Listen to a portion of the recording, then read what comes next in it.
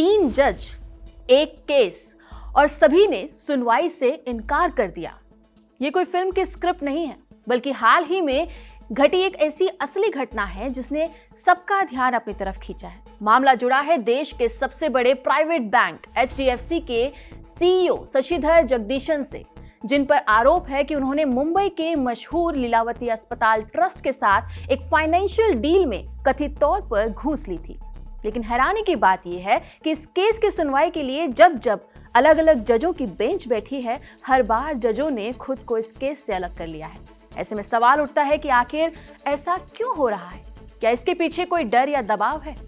नमस्कार, मेरा नाम है डिम्पिका और आप देख रहे हैं खबरगांव। इस मामले की शुरुआत होती है जून 2025 में, जब HDFC बैंक के CEO ने मुंबई हाई कोर्ट में पिटीशन फाइल करके अपने खिलाफ FIR को रद्द करने की मांग की।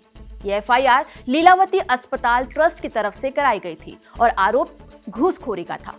इस पर पहली सुनवाई के लिए कोर्ट में जस्टिस AS गडकरी और जस्टिस राजेश पाटिल की बेंच बैठी। लेकिन सुनवाई शुरू होने से पहले ही जस्टिस पाटिल ने खुद को इस केस से अलग कर लिया और इसका कोई साफ कारण नहीं बताया। इसके बाद केस को दूसरी बेंच को ट्रांसफर किया गया। अब मामला पहुंचा जस्टिस सारंग कोतवाल और जस्टिस श्याम चंदक की बेंच के पास। लेकिन यहाँ भी वही कहानी दोहराई गई। जस्टिस कोतवाल ने साफ कह दिया कि वो इस मामले की सुनवाई नहीं कर सकते, क्योंकि कभी पहले उनका लीलावती ट्रस्ट और उनसे जुड़े लोगों के साथ प्रोफेशनल रिश्ता रहा है। उन्होंने कहा कि अगर वो इस केस को सुनेंगे तो लोगों को लगेगा कि फैसला पक्षपाती हो रहा है, और इसलिए उन्होंने खुद को इससे अलग कर दिया। अब 2 बेंच हट चुकी थी। मामला तीसरी बेंच को सौंपा गया, जिसमें न्यायमूर्ति महेश सोनक और जितेंद्र जैन शामिल थे। सुनवाई 25 और 26 जून को होनी थी। सुनवाई शुरू हुई। कोर्ट में दोनों तरफ के लोग हाजिर हुए, लेकिन ठीक उसी समय एक खास मोड़ आया, जब जस्टिस जितेंद्र जैन ने कहा कि उनके पास HDFC बैंक के शेयर्स हैं, जिसके चलते उन्होंने भी इस मामले को सुनने से मना कर दिया। वजह यह है कि जब भी किसी की तरफ से आपत्ति उठाई जाती है या अगर जज को लगता है कि उनकी फाइनेंशियल सिचुएशन थोड़ी सी बायस्ड हो सकती है, तो उन्हें खुद हट जाना चाहिए। यही हुआ। लीलावती ट्रस्ट के वकील ने इस बात पर आपत्ति दिखाई और जस्टिस जैन ने यह कहकर मामले से खुद को अलग कर लिया कि मैंने तो पहले ही ये बात साफ कही थी, लेकिन अब चूंकि एक पक्ष को आपत्ति है तो मैं नैतिक तौर पर खुद को इस केस की सुनवाई के योग्य नहीं मानता हूँ। लेकिन लगातार 3 बार एक ही तरह की बात का होना इस सवाल को खड़ा करता है कि क्या ये महज एक संयोग है। इस बात को समझने के लिए पहले ये जानना जरूरी है कि आखिर जज किसी केस से खुद को कब और क्यों हटाते हैं। जब कोई जज किसी केस से खुद को अलग करता है तो वो सिर्फ नियमों का पालन नहीं करता, बल्कि इस बात को भी इंश्योर करता है कि न्याय मिलने में किसी तरह का भेदभाव ना हो, और इसे जुडिशियल रेक्यूसल कहते हैं।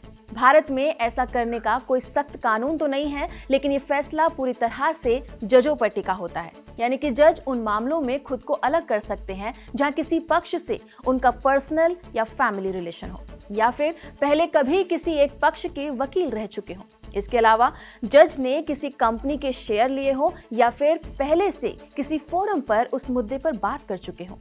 ऐसे में जजों को खुद तय करना होता है कि वो न्यूट्रल होकर जजमेंट दे पाएंगे या नहीं। भारत में इससे पहले भी कई ऐसे एग्जाम्पल्स मिलते हैं जहां जजों ने खुद को केस से अलग किया था। 2019 में राम मंदिर और बाबरी मस्जिद विवाद के मामले में जस्टिस UU ललित ने खुद को बेंच से इसलिए अलग किया क्योंकि वे पहले एक पक्ष के वकील रह चुके थे।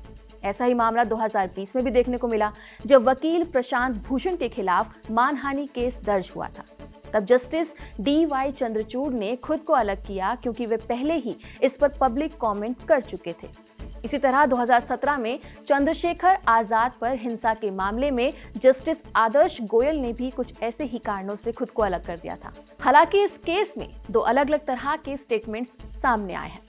एक तरफ ट्रस्ट के एक फॉर्मर मेंबर ने पुलिस में शिकायत की कि अस्पताल ट्रस्ट ने HDFC बैंक के साथ एक बड़ी फंडिंग डील की है, जिसमें बैंक ऑफिशियल्स को किकबैक और पर्सनल प्रॉफिट दिए गए हैं। वहीं दूसरी तरफ जगदीशन ने कोर्ट में दावा किया है कि उनका इन आरोपों से कोई लेना देना नहीं है और उन्हें जानबूझकर फंसाया जा रहा है। इसके अलावा इसी केस में दो और बातों पर चर्चा हो रही है। उनमें से एक है कि मुंबई के लीलावती अस्पताल ट्रस्ट में पिछले कुछ सालों से फाइनेंशियल इरेगुलरिटीज की खबरें आती रही हैं। इसका क्या सच है? और दूसरा ये कि एफआईआर में कहीं पर्सनल प्रॉफिट की बात का मुद्दा आखिर क्या है, क्योंकि अभी तक ये साफ नहीं हुआ है कि आखिर वो पर्सनल प्रॉफिट क्या था, पैसे, पोजीशन या कोई और सुविधा। अभी देखना होगा कि अगली सुनवाई में क्या होता है। क्या एफआईआर रद्द होती है या फिर जांच आगे बढ़ती है? क्या शशिधर जगदीश को क्लीन चिट मिलती है या मामला और गहराता है?